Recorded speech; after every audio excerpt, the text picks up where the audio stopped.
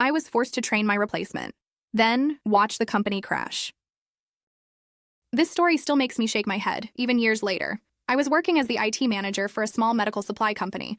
It wasn't a glamorous job, but I liked the stability and the people I worked with, at least in the beginning. Things started going south when the economy crashed in 2009. Business took a major hit, and the first department to get gutted was mine. One by one, every IT staff member was let go until I was the last man standing. I was now a one-man department, managing everything from user support to server maintenance. I tried to stay positive, but it quickly became clear that survival meant adapting to nonsense. Right around that time, the company hired a new CFO.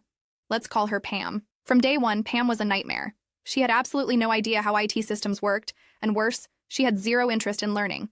Her approach was simple. If it ain't broke, don't fix it. That's a cute motto when you're talking about your kitchen sink, not your corporate firewall. Licensing renewals? Not necessary. Security patches? Waste of money. Server lifecycle? Doesn't exist. Under Pam, IT budgeting turned into an annual wish list, one she ignored religiously. Anything I asked for was denied. Didn't matter if it was a critical upgrade or a basic replacement. She just didn't see the point. So I kept doing what I could with duct tape and prayers. Meanwhile, the couple that owned the company were, to put it bluntly, trash. One time during a quarterly meeting, employees nervously asked whether more layoffs were coming. One of the owners smiled and assured us that no one was getting laid off. Our jobs were secure. That was at 5 in the afternoon.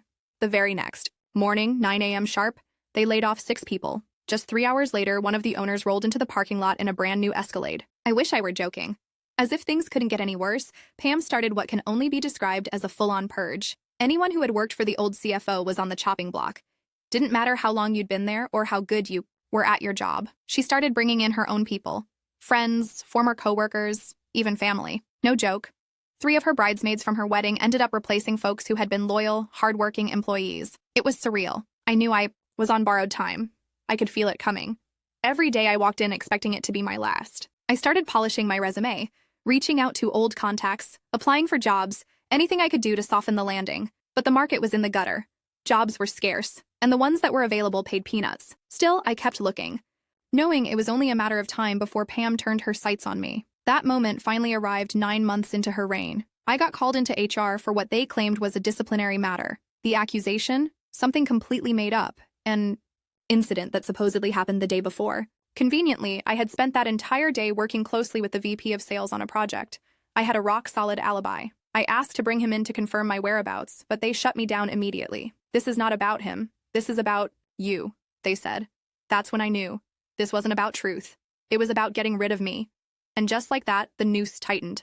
The writing was on the wall. I was still technically employed, but now I was walking through a minefield, waiting for the final blow. What I didn't know was just how insulting and ridiculous their final move would be.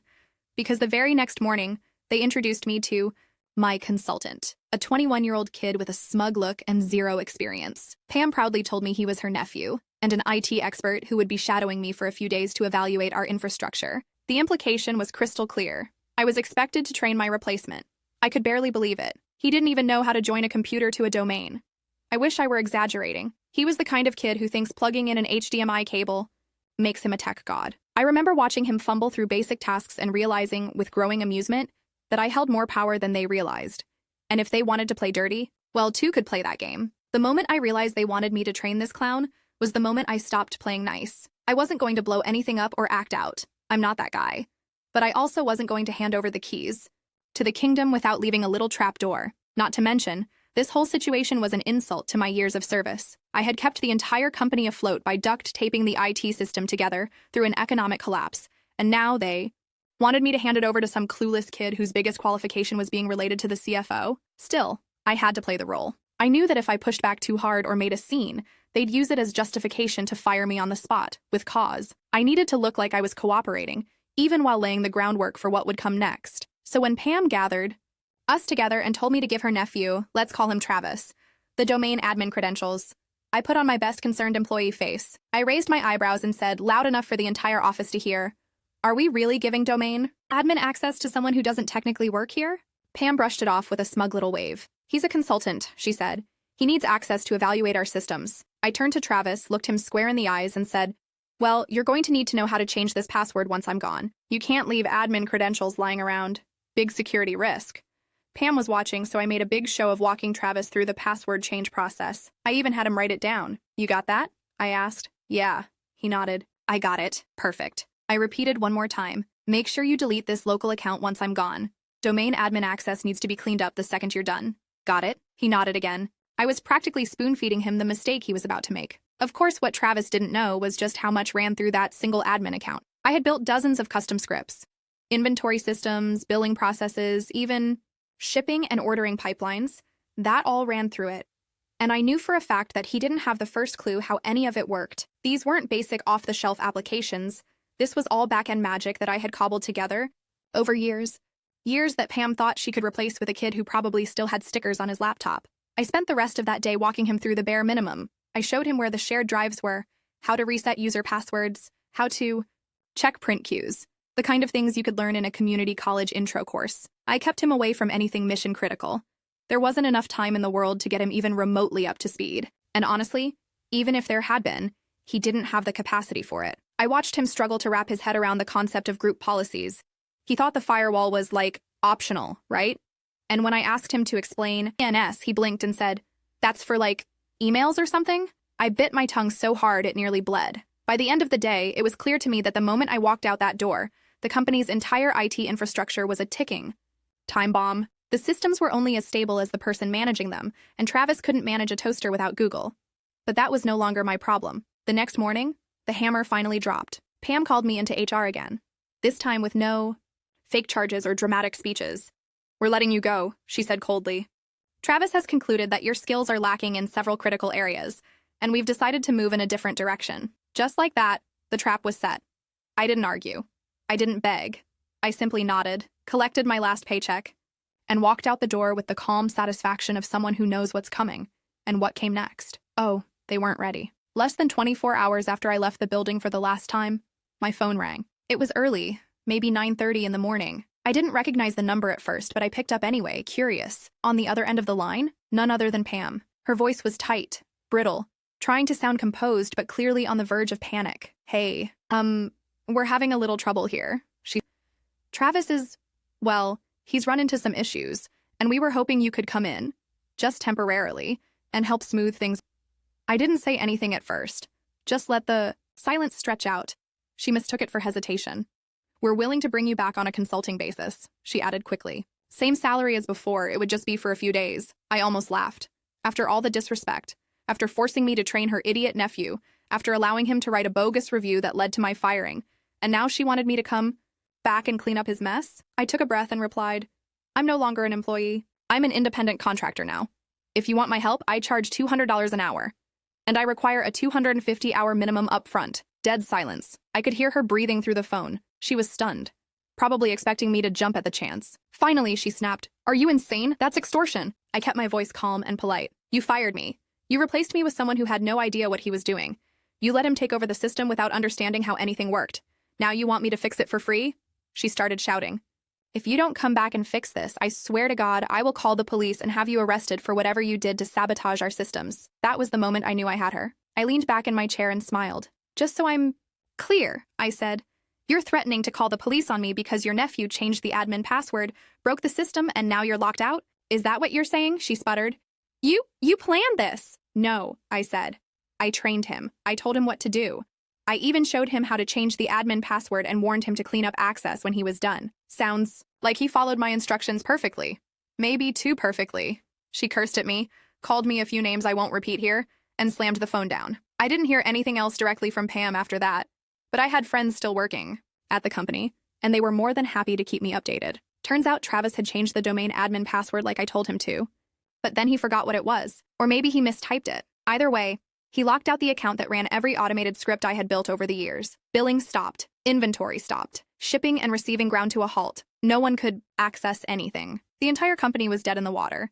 They brought in an outside consultant, someone who charged way more than I ever did, and even he needed several days to untangle the mess. It was all documented, of course, but the systems were so interwoven with custom scripts and legacy permissions that figuring it all out without me was like trying to read a novel in a language you didn't speak. I was told that phones were ringing, off the hook with angry customers. Orders were late. Medical equipment that people desperately needed wasn't being delivered. It was chaos. And guess who got fired? Travis. Apparently he cried when they let him go. Said he didn't even want the job in the first place. Said his aunt made him do it. Poor kid. He never stood a chance. After Travis was fired, the chaos didn't magically disappear. In fact, it only deepened. Without anyone who truly understood the systems in place, the company scrambled. The consultant they hired was competent, but even he admitted to my former coworkers that the setup was unusually complex for a company that size. It wasn't just about fixing a few broken scripts or restoring backups. It was about deciphering years of custom development that had never been handed off properly, because no one ever intended to hand it off to a 21-year-old with no experience. My coworkers told me the consultant had to go line by line through my documentation, trying to figure out what each process did, how the systems were interconnected, and what triggered what. Some of the scripts were chained together in very specific ways, often with timed executions and conditional actions that depended on real-world inputs like order quantities, billing cycles, or courier pickups. And all of that had ground to a halt. It turned out the password Travis had changed was linked not just to access rights, but to scheduled tasks that authenticated with the domain admin's credentials. Once those tasks failed, the backup stopped syncing, reports stopped being generated, automated billing alerts didn't go out. The company wasn't just behind, it was blind. No data, no reporting, no way to even estimate the damage until days later when the dust started to settle. Meanwhile, word got around the office. Everyone knew Pam had forced out the last person who knew how the infrastructure worked, replaced him with her nephew, and watched as he drove the entire system off a cliff. And she couldn't blame me. Not really. I had documented everything. I had followed every instruction they gave me. I had even gone out of my way to train the replacement, inadequate as he was. Everything that happened afterward was a direct result of their arrogance and ignorance. That might be why Pam didn't last much longer either. From what I heard, the owners were furious, not because they cared about fairness or integrity. They never did, but because the disaster hit them in the only place that mattered to them. Their wallets. They lost major clients. They had to issue refunds. They missed out on time-sensitive shipments, and competitors swooped in to scoop up the accounts they couldn't service. When the smoke cleared, Pam was called into a meeting and never came back. Some said she was escorted out. Others said she left in tears. Either way, she was gone. Her little reign of nepotism and incompetence had ended, not with a bang, but with a whimper and a complete IT collapse. As for me, I never went back. I didn't need to. My point had been made without me lifting a single malicious finger. I didn't sabotage anything. I didn't plant viruses or delete files or corrupt backups. All I did was let them follow their own bad decisions to their logical conclusion. I gave Travis the password. I told him exactly what to do, and I left. There's something deeply satisfying about knowing that your absence speaks louder than anything you could have done while still employed. That the system you built was so essential, so specific, and so irreplaceable that they couldn't function without you. Not because you designed it to fail, but because they never respected how much work went into keeping it running. I found another job a few weeks later. It didn't pay as well at first, but it came with something that had been missing for a long time: respect. My new manager actually listened when I explained why something needed upgrading. I had a budget again, a team again, people who knew what they were doing or at least wanted to learn. It wasn't perfect, but it felt like a fresh start. Every now and then, I'd get a text or an email from someone who still worked at that old company. Most of them moved on eventually. The company never really recovered its reputation after that collapse, and when another regional competitor merged with them a couple of years later, most of the leadership, including the owners, vanished into obscurity. Sometimes karma just needs a little push, and sometimes it's enough to quietly step aside and let other people trip over the mess they created. The case has been heard. The stories have been told. Now it's your turn to judge. Leave your verdict in the comments. Like, share, and subscribe. The Court of Stories is always in session.